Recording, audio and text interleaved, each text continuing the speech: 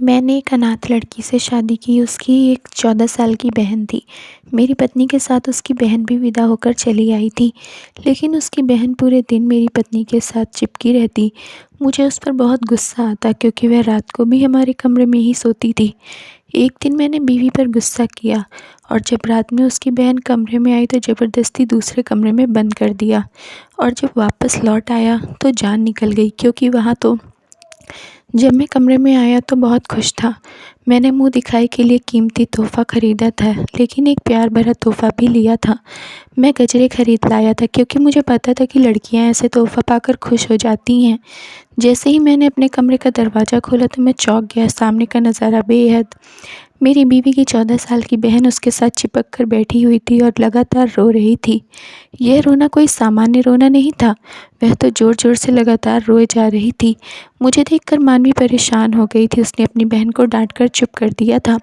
मैं आगे बढ़ा और बोला, मानवी क्या हुआ इस बच्ची को? मानवी ने कहा, जी ठीक है, यह तो बस यह सोचकर परेशान है कि मैं अपनी नई ज़िंदगी शुरू करने जा रही हूँ, तो उसका क्या होगा। मेरा मन दुखी हो गया था। मैंने आगे बढ़कर अमायरा के सर पर हाथ रखा और कहा कि तुम चिंता मत करो, अगर तुम मानवी की बहन हो तो तुम मेरी भी बहन हो। तुम हमारे साथ इसी घर में रहोगी। मानवी, यह बात अमायरा को नहीं बताई थी क्या? मानवी ने कहा, महेश, मैं इसको बता चुकी हूँ, लेकिन बच्ची है ना, इसलिए उसे यह बात समझ में नहीं आ रही है। जैसे जैसे समय बीतेगा तो अपने आप समझ जाएगी। मैं सर हिलाया। तुम? मानवी डरते डरते बोली। महेश, एक बात कहूँ? मैं मुस्कुराकर बोला, मानवी, तुम्हें इजाज़त लेने की ज़रूरत नहीं है। उसकी बात सुनकर मुझे एकदम से झटका लगा था। वह बोली, महेश, क्या मैं अमायरा को अपने साथ सुला लूं? जब तक यह संभल नहीं जाती तब तक मेरे साथ सो जाया करेगी। यह माँ पापा के देहांत के बाद बेहद संवेदनशील हो गई है। ज़रा ज़रा सी बात का टेंशन लेकर बीमार पड़ जाती है। मेरी अभी नई नई शादी हुई है, मैं कहाँ अस्पताल के चक्कर लगाती फिरूंगी। मैंने कहा, ठीक है मानवी, तुम दोनों बहनें इस कमरे में सो जाओ, मैं दूसरे कमरे में चला जाता हूँ। वैसे भी मेहमान कल तक वापस लौट जाएंगे, फिर हम तीनों ही तो इस घर में रह जाएंगे। इतना कहकर मैं डरी सहमी अमायरा की तरफ देखा और बाहर चला गया। मैं मानवी को तो तसल्ली दे आया था, मगर खुद को तसल्ली कैसे देता। मेरे मन में बार बार यही आ रहा था कि क्या अमायरा इसी तरह हमेशा मेरी खुशियों के बीच बनी रहेगी। मैं भलाई करके अपना ही नुकसान तो नहीं कर डाला। मैं जानता था कि बच्चे ऐसे ही होते हैं, वह स्वीकार नहीं करते कि उनका कोई परिचित किसी और से बात भी करे। इसलिए मैं अमायरा का बहुत ख्याल रखने लगा था। वह एक मासूम सी डरी सहमी सी लड़की थी। वैसे भी मुझे ऐसे बच्चों पर बहुत दया आती थी। अमायरा की तुलना में मानवी का व्यक्तित्व बहुत शानदार था। वह ज़िंदगी के उतार चढ़ाव का मुस्कुराकर मुकाबला करती थी। हमारी शादी को पूरा एक हफ्ता हो गया था, लेकिन अमायरा अभी भी मानवी के साथ ही सोती थी और मैं दूसरे कमरे में पड़ा रहता था। मैं कुछ दिन रुककर अमायरा के लिए एक स्कूल बैग लेकर आ गया था। किताबें तो नहीं लाया क्योंकि मुझे नहीं पता था कि वह किस क्लास में पढ़ती है। जब मैं घर पहुंचा तो मानवी घर के कामों में व्यस्त थी, जबकि अमायरा चारपाई पर बैठकर अपनी बहन को देख रही थी। मैं चेहरे पर मुस्कान लेकर अमायरा के बगल वाली कुर्सी पर बैठ गया। जब मानवी ने मुझे देखा तो वह मेरे पास आकर खड़ी हो गई। उसके चेहरे पर चिंता के भाव झलक रहे थे। मैंने उसे नज़रअंदाज किया और अमायरा से बात करने लगा। देखो, मैं तुम्हारे लिए तोहफ़ा लेकर आया हूँ। अमायरा मुझे देखकर रोने लगी और भागकर अपनी बहन के पीछे जाकर छुप गई। मुझे बड़ा आश्चर्य हुआ कि आखिर वह ऐसा क्यों कर रही है, लेकिन मुझे यह नहीं पता था कि जब मुझे अपने क्यों का जवाब मिलेगा तो मुझे कितना बड़ा झटका लगेगा। मेरा पूरा व्यक्तित्व हिलकर रह जाएगा। मैं उठकर खड़ा हुआ और बोला, अमायरा बेटा, इधर आओ, मेरी बात सुनो, मैं तुम्हारे लिए तोहफ़ा लाया हूँ। अमायरा डरने लगी थी। मैंने सवाल भरी नज़रों से मानवी की तरफ देखा तो वह मुझे बहुत गुस्से में कहने लगी, महेश, आपकी बहुत मेहरबानी होगी, आप मेरी बहन से दूर रहें। आप मेरे पति हैं, लेकिन अमायरा के लिए गैर मर्द हैं, इसलिए आप उसे आवाज़ ना दिया करें। मुझे मानवी की बात बहुत बुरी लगी थी। मैं तो अमायरा को अपनी छोटी बहन समझने लगा था, लेकिन मानवी का व्यवहार बहुत परेशान करने वाला था। मैंने कहा, मानवी, अगर तुम्हें अपने और गैर का इतना ही ख्याल है तो तुम अपनी बहन को एक गैर मर्द के घर लाई ही क्यों हो? इतना कहकर मैं दरवाज़ा ज़ोर से बंद करके घर से बाहर चला गया। अमायरा मुझ पर ज़बरदस्ती तो थोपी नहीं गई थी, न जो मैं मानवी को ऐसे ताने मार रहा था। वह तो मेरी पूर्ण सहमति से मेरे घर आई थी। घर में हम सिर्फ 3 ही लोग तो थे। इससे पहले मेरे घर में खामोशी और सन्नाटे का रास्ता था। 5 साल पहले मेरे माँ-बाप का देहांत हो गया था। उनके गुज़रने के बाद ज़िंदगी ने मुझे कड़ी धूप में लाकर खड़ा कर दिया था। घर की सारी ज़िम्मेदारी मुझ पर थी। मैं कुँवारा था और घर में अकेला ही रहता था, इसलिए कोई काम वाली भी मेरे घर पर काम करने के लिए राज़ी नहीं होती थी। तब एक दोस्त ने मुझे शादी का सुझाव दिया, इसलिए मैंने अपने रिश्ते की ज़िम्मेदारी भी उस दोस्त पर डाल दी थी। मेरे दोस्त ने ही मुझे बताया था कि उसके परिचितों में एक अनाथ लड़की है, जो दहेज में सिर्फ इनाम ही लाएगी। मैं हैरान हो गया और बोला, किस तरह का इनाम? उसने बताया कि मानवी की एक छोटी बहन उसके साथ घर आ जाएगी। तुम उसकी पढ़ाई लिखाई खाने पीने पर जितना भी पैसा लगाओगे, वह इनाम के स्वरूप तुम्हें मिल जाएगा। फिर लड़कियों को जवान होने में समय ही कितना लगता है, उसकी शादी करके विदा कर देना। मैं खुले दिल से तैयार हो गया था, क्योंकि मैं भगवान की कृपा से इतना कमाता था कि आसानी से उसका खर्च उठा सकता था। लेकिन मुझे क्या पता था कि अमायरा एक अजीब सी तरह की बच्ची होगी। वह तो मेरे गले की ऐसी हड्डी बन गई, जो ना उगली जा सकती थी और ना निगली जा सकती थी। लेकिन मैंने कुछ दिन और धैर्य रखने का फ़ैसला किया और मैंने तय किया कि किसी भी नतीजे पर पहुंचने से पहले मैं देखूंगा कि अमायरा के व्यवहार में सुधार होता है या नहीं। देर रात जब मैं घर लौटा तो मैं होटल से खाना भी ले लिया था। मैं जानता था कि मानवी मुझसे बहुत नाराज़ होगी। मैं उसकी नाराज़गी दूर करना चाहता था। मैं घर के दरवाजे पर खड़ा था, तभी मेरे कानों में अमायरा की आवाज़ गूंजी थी। वह कह रही थी कि मानवी, क्या अब तुमको तलाक मिलेगा? तुम मेरे साथ वापस चली जाओगी, जहाँ सिर्फ तुम और मैं रहेंगे। किसी तीसरे की मौजूदगी बर्दाश्त नहीं करनी पड़ेगी। मानवी एकदम गुस्से में बोली, अपनी बकवास बंद करो अमायरा। तभी अमायरा की हंसी की आवाज़ आई। फिर वह बोली, अब तो तुम्हारे घर में खड़ूस पत्ती नहीं है, अब तो मुझे मेरे असली नाम से पुकारो। अमायरा की बात सुनकर मैं हैरान रह गया था। क्या अमायरा का कोई और नाम भी था जो मुझसे छुपाया गया था? लेकिन क्यों? मेरे दिमाग में इतना क्यों जमा हो गया था कि मुझे घुटन होने लगी थी। मैंने दरवाज़ा खोला और घर में दाखिल हुआ। जब मानवी ने मुझे देखा तो वह दौड़कर मेरे पास आई और बोली, महेश, आप कहाँ रह गए थे? मैं आपकी फ़िक्र में चिंतित हो रही थी। मुझे यह देखकर खुशी हुई थी कि मानवी के चेहरे पर नाराज़गी का नामो निशान नहीं था। हम दोनों बातें कर ही रहे थे कि अमायरा एक बार फिर से रोने लगी। वह बोली, मानवी, तुम इस आदमी से बात मत करो, यह मुझे गुस्से से देखा है। तुम्हारा पति गंदा है। मानवी ने शक भरी नज़रों से मेरी ओर देखा। मैंने अपनी सफाई दी और कहा, क्यों अमायरा, मैं क्यों आपको घूरने लगा? मानवी बोली, महेश, मैंने कहा भी था कि आप मेरी बहन से बात मत किया करें।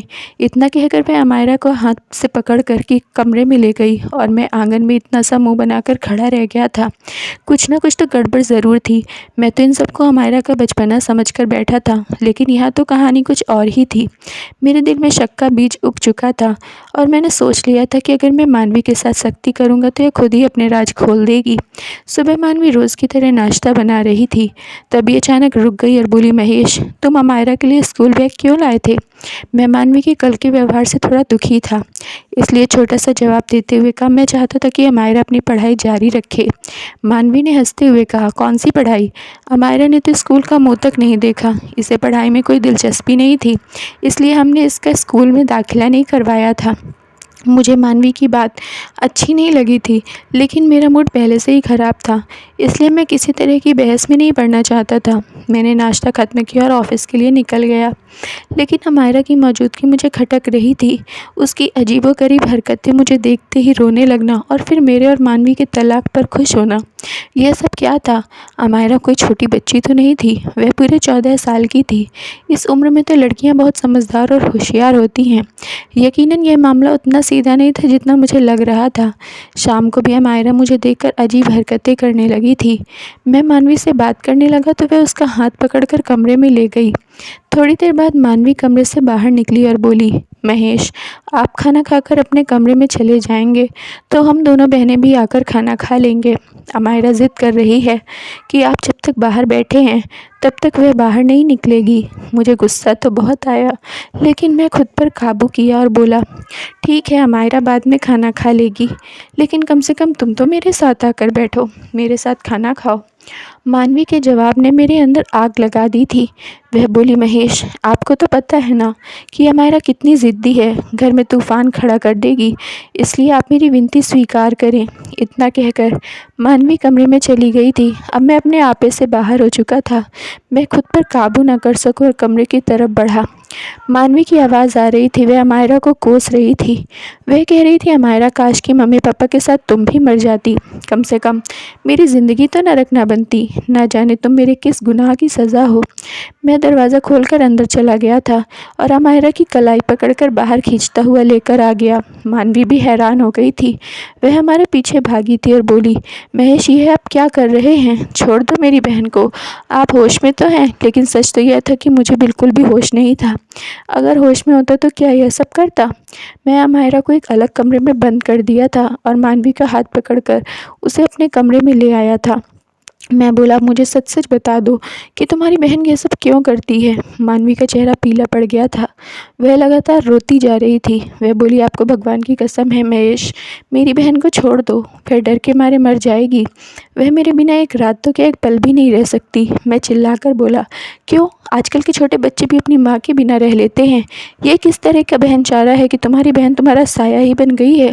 मुझे यह सब बिल्कुल भी पसंद नहीं है और ना ही मैं यह सब बर्दाश्त करूँगा। मैं मानवी की ओर घूर कर देखा और कहा, तुम अपना यह रोना धोना बंद करो। लेकिन उसका रोना और तेज होने लगा। मैं मानवी के कमरे से बाहर आया और कुंडी लगा दी और फिर अपने कमरे में आकर दरवाज़ा बंद कर लिया था ताकि मानवी और अमायरा का शोर बंद हो जाए। लेकिन वह दोनों बहनें इतनी ज़ोर से दरवाज़ा पीट रही थी कि लग रहा था कि ये दरवाज़ा ही तोड़ देंगी। कई घंटे तक यह सब चलता रहा, लेकिन फिर सुबह होने से कुछ देर पहले दोनों कमरों में सन्नाटा छा गया था। मैं अपने दिल के हाथों मजबूर होकर उठा और अमायरा के कमरे की ओर चल दिया। मैं उससे माफ़ी मांगकर मानवी के पास ले जाना चाहता था, लेकिन जैसे ही मैंने दरवाज़ा खोला तो मेरे पैर जंजीर हो गए थे, क्योंकि वहाँ तो एक लड़का बैठा था। मैं आगे बढ़ा तो वह मुझे देखकर चौंक गया और फिर उसे रोने लगा था। मैंने उसे डांटा और कहा, मेरे सामने आंसू मत बहाना, नहीं तो मुझसे बुरा कोई नहीं होगा। मुझे बताओ, तुम कौन हो? अमायरा कहाँ गई? वह लड़का रोते हुए बोला, अगर मैं अपनी हकीकत बता दूंगा तो तुम मुझे बेच तो नहीं दोगे? मैं उसकी बात सुनकर हैरान रह गया था। मैंने कहा, नहीं, बिल्कुल नहीं, मैं तुम्हें भला क्यों बेचूंगा? वह लड़का मेरी बात से संतुष्ट हो गया और सोफे पर बैठ गया। उसके चेहरे पर बड़ी उदासी थी। वह बोला, जब मैं पैदा हुआ तो मेरे घर में ऐसे मातम मनाया गया था जैसे मैं पैदा नहीं बल्कि मर गया हूँ। मैं अपने चारों ओर बड़ा जुल्म देखा था। मेरे पापा मेरी माँ को एक बड़े डंडे से मार मार कर नीला कर देते और मेरी ओर एक इशारा करके कहते थे कि मुझे यह मंजूर होता कि तू बांझ होती, लेकिन तुमने ये क्या गजब कर दिया। मैं पापा की बातें सुनकर आईने के सामने जाकर खड़ा हो जाता तो मानवी कहती, पापा की बातों पर ध्यान मत दो, तुम तो बहुत प्यारे हो। लेकिन अगर मैं प्यारा होता तो क्या मेरी वजह से मेरी माँ को मार पड़ती? मैं मानवी से पैसा मांगता तो मुझे 5 रुपए का कॉइन पकड़ा देती थी। मैं भागकर दुकान जाता और माँ के लिए अपनी पसंद की टॉफ़ी ले आता। मैं वह टॉफ़ी माँ के मुंह में डालकर कहता, माँ खा लो, आराम हो जाएगा। माँ मुझे गले लगाकर फूट फूट कर रोने लगती थी। मैं छोटा था, मेरी उम्र के लड़के खेलते थे, जबकि मेरा खेल में दिल नहीं लगता था। मैं सारा सारा दिन घर में रहकर अपनी माँ की रखवाली करता था ताकि मेरे पापा फिर से मेरी माँ को मारना ना शुरू कर दें। लेकिन मेरे रोकने के बावजूद हर दूसरे तीसरे दिन माँ नीली नीली हो जाती थी। मैं अपने छोटे छोटे हाथों से माँ का बदन दबाता था ताकि उन्हें आराम हो जाए, लेकिन वह अपना दर्द भूलकर मेरे छोटे से हाथों को अपने होठों पर लगाकर चूमती जाती और रोती रहती। मेरी माँ कहा करती थी कि वह मुझे मार से तकलीफ़ नहीं होती, मुझे तुम्हारी इन हरकतों से बड़ी तकलीफ़ होती है। मेरा कलेजा छलनी छलनी हो जाता है। जब माँ के पास कुछ पैसे जमा हो गए तो वह बाज़ार जाकर मेरे लिए एक साइकिल और एक गेंद और बल्ला लेकर आई और माँ कहती थी कि तुम बाहर जाकर तो खेलते नहीं हो, घर पर ही तुम्हारी खुशियों का इंतज़ाम कर देती हूँ। साइकिल देखकर मुझे बहुत खुशी हुई थी। मैं माँ के हाथों को चूमता रहा और पूरे दिन तेज़ धूप में साइकिल चलाता रहा। माँ मुझे देखकर हंस पड़ी और बोली, आज पहला दिन है इसलिए धूप में खेलो, कल से धूप में खेलने नहीं दूँगी। शाम को जब पापा घर आए तो मैं साइकिल चला रहा था तो पापा बोले, इसे यह साइकिल किसने दिलाई? फिर मेरे चेहरे पर 2 थप्पड़ मारकर मुझे साइकिल से उतार दिया और कुल्हाड़ी से वार करके साइकिल को तोड़कर फेंक दिया। मेरी आंखों से आंसू निकल रहे थे। मैंने रात का खाना भी नहीं खाया था। रात को माँ मेरे पास आई और बोली, तारा, आज मैं तुमसे एक ज़रूरी बात करना चाहती हूँ। अब तुम 7 साल के हो गए हो, एक समझदार बच्चे बन गए हो। अब तो माँ तुमसे हर बात कर सकती है। माँ बोली, बेटा तुम्हारी दीदी का नाम क्या है? मैं बोला, मानवी। और तुम्हारा नाम क्या है? मैं चुप हो गया। फिर बोला, माँ पापा मुझे नीची जाति का कहते हैं और तू तारा कहती है। इन दोनों में से मेरा नाम क्या है? माँ की आंखें हमेशा रोने को तैयार रहती थीं। आज भी पानी बरसने लगा था। माँ बोली, तुम्हारा कोई नाम है ही नहीं मेरी जान। तुम्हारे जन्म को 7 साल हो गए हैं, पर मैं अब तक यही फैसला ना कर पाई हूँ कि तुम्हारा नाम क्या रखूँ। लड़कियों वाला नाम रख दूँ या लड़कों वाला? मैं माथे पर बल डालकर बोला, क्यों माँ, लड़कियों वाला नाम क्यों रखना है मेरा? मैं तो लड़का हूँ ना। जब मेरी माँ ने ना में सर हिला दिया तो मैं चौंक गया। माँ बोली, ना लड़का है और ना ही लड़की है, तू एक किन्नर है, तीसरी जीन है तेरे में। 7 साल का बच्चा इन बातों को समझ नहीं पाया था। मैंने कहा, लेकिन मैं तुझे लड़का नहीं बनाऊंगी, क्योंकि तू बाहर निकलेगा तो लोग 100 तरह की बातें बनाएंगे। मैं तुम्हारा नाम अमायरा रखती हूँ। तुम हर वक्त फ़्रॉक पहनोगे और घर के भीतर रहोगे तो सुरक्षित रहोगे। मैं अपनी माँ से रूठ गया, बोला, मुझे नहीं पहनना फ़्रॉक, मैं एक लड़का हूँ। माँ बोली, मेरे पास समय नहीं है बेटा, नहीं तो मैं तेरे हर हिस्से का दुख दर्द खुद पर ले लेती, लेकिन अब मुझे कहीं जाना है। मैं रोते हुए अपनी माँ के गले लग गया और ज़िद करने लगा कि मुझे भी अपने साथ लेकर जाना। हम दोनों रोते रहे। फिर जब मुझे नींद आ गई तो माँ मुझे मानवी के पास लेटाकर चली गई। सुबह मेरी आँख चीख पुकार से खुली थी। मानवी चीख चीख कर रो रही थी। मैं भागकर बाहर निकला तो माँ सो रही थी। मानवी मुझे पीट कर रोने लगी और बोली, माँ चली गई है। मैंने मानवी के सर पर थप्पड़ मारा और बोली, धीरे बोलो, माँ सो रही है, उठ जाएगी। फिर मानवी मुझे मेरे कमरे में ले गई और मुझे फ़्रॉक पहनाकर बोली, आज से तू अमायरा है, माँ की बातें याद है ना? मैंने हाँ में सर हिलाया और 5 रुपये लेकर दुकान पर गया और माँ के लिए टॉफ़ी लेकर आ गया। मैं इस टॉफ़ी को अपनी जेब में लेकर घूमता रहा, लेकिन माँ उठ ही नहीं रही थी। आसपास की सारी औरतें भी आ गई थीं। फिर माँ को एक सफ़ेद साड़ी पहना दी गई और चारपाई पर डालकर ले गए। मैं पीछे भागा और बोला कि मेरी माँ को कहाँ लेकर जा रहे हो, छोड़ दो, मैं तो उनके लिए टॉफ़ी लेकर रखी है। मैं बहुत छोटा था ना, इसलिए किसी ने मेरी आवाज़ नहीं सुनी। मैं उन लोगों के पैर पकड़कर बोलता रहा कि माँ को नीचे उतार दो, उन्हें भूख लगी होगी। टॉफ़ी मेरी जेब में ही रह गई है, लेकिन माँ वापस नहीं लौटी। मैं रोता रहा, तड़पता रहा, लेकिन किसी ने मेरी नहीं सुनी। फिर एक दिन पापा भी चले गए तो हम चाचा के घर आ गए। चाचा भी पापा की तरह बहुत मारते थे। मुझे तो अक्सर कहते थे कि मैं तुझे बेच दूँगा, गुरु ले जाएगा तुझे। तभी मानवी मेरा सहारा बनती थी।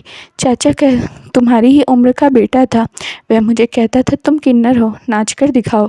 फिर वह और चाचा बहुत हंसते थे। मैं डर जाती थी तो मानवी मुझे बचाती थी।